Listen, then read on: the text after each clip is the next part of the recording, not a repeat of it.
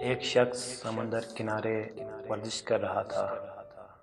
اس نے کچھ عجیب سی چیز دیکھی کہ ایک شخص نیچے جھک رہا تھا اور کوئی چیز اٹھا کے بار بار سمندر کی طرف پھینک رہا تھا۔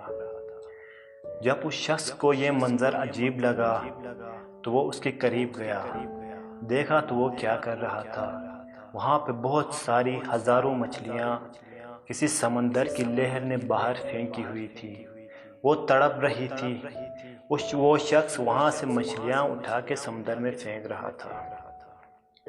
جو شخص اس کے قریب آیا اس کو اس شخص کا یہ عمل بیوقوفانہ سا لگا، تو وہ اس شخص کی بیوقوفی پہ ہنس پڑا اور اس شخص کو کہنے لگا کہ آپ کے اس عمل سے کیا فرق پڑتا ہے۔ وہ شخص اس کو جواب نہیں دیتا ہے، پھر جھکتا ہے، ایک تڑپتی ہوئی مچھلی کو ہاتھ میں اٹھاتا ہے اور سمندر کی طرف پھینک دیتا ہے۔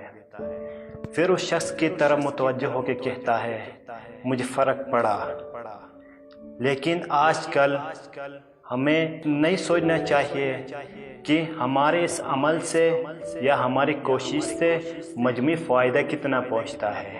مجموعی فائدہ پہنچے نہ پہنچے، لیکن ہر شخص اپنی استطاعت کے مطابق کوشش کرے، دوسروں کی مدد کرنے کی کوشش کرے، تاکہ ایک شخص کا فائدہ ہوا تو اس میں بھی بہت بڑا کام ہے۔